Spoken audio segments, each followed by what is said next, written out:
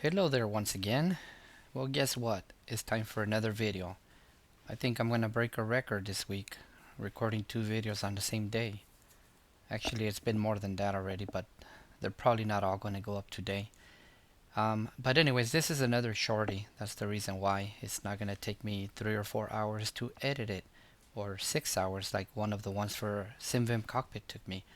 But anyways, I wanted to go back and revisit a little bit about the hard link shell that I had made another video about, in order to put your big files like scenery and ortho and all that on a different hard drive and link it to your main explain folder. So if you remember from the last video, if you've seen it, this is a little program that I was talking about using to make it very easy to create those symbolic links. So this is where you can download it. I'll put the link in the description down below again.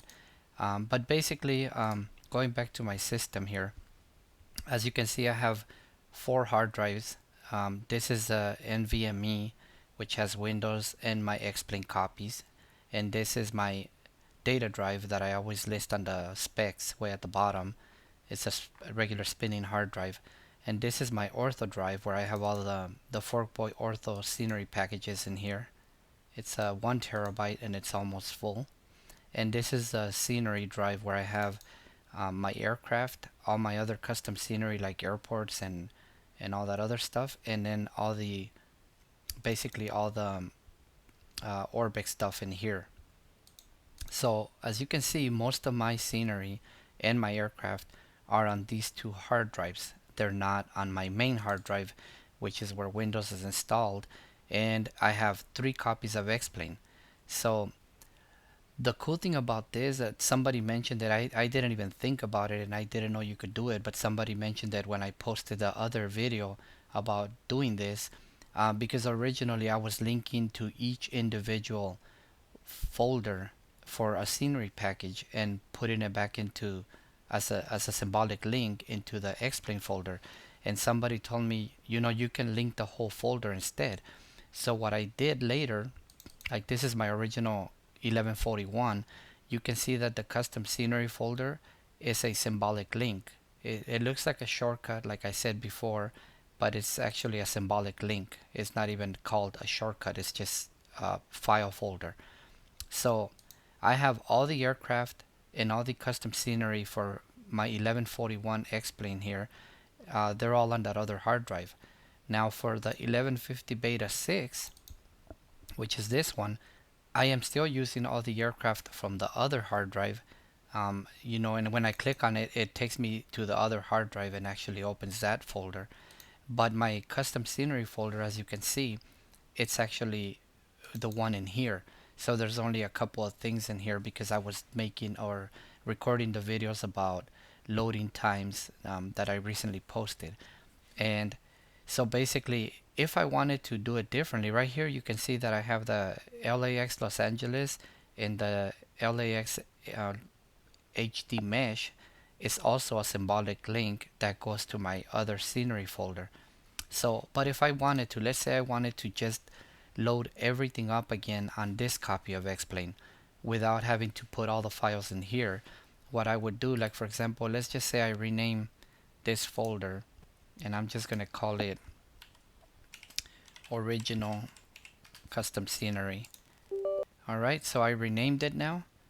And now let's say I want to bring in the other folder where I have all my scenery on the other drive. So I just basically go to that scenery drive. I can go to this custom scenery folder, right click on it, and then I go to pick link source, which is an option that that little program is going to give you once you install it. And then I go back to that copy of X-Plane Beta 6 and I paste it in here. Or you have to select drop as symbolic link, and now I have that custom scenery folder that is a symbolic link in here. Now when you open that folder, now you can see that I have all the airports and scenery and everything that I have on the other hard drive, but it's not taking up any more space on this hard drive. So that's what I've been playing with. If you look at my X-Plane 1150 Beta 9, I have the same thing, the aircraft and the custom scenery are from the other hard drives. So once again, when I click on that, it opens up with all the other ones.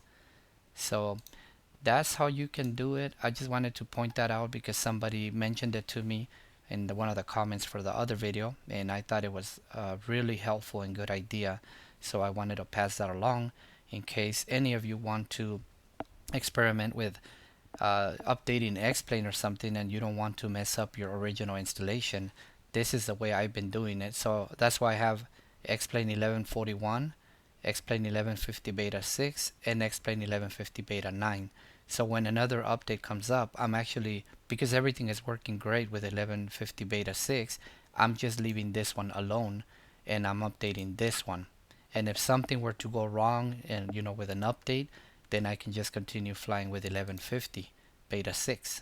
And if I needed to for some reason still go back to 1141, I would just open up that one there.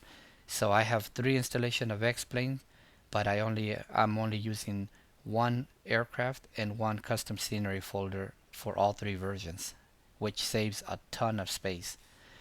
Alright, well, that's it for this short video here.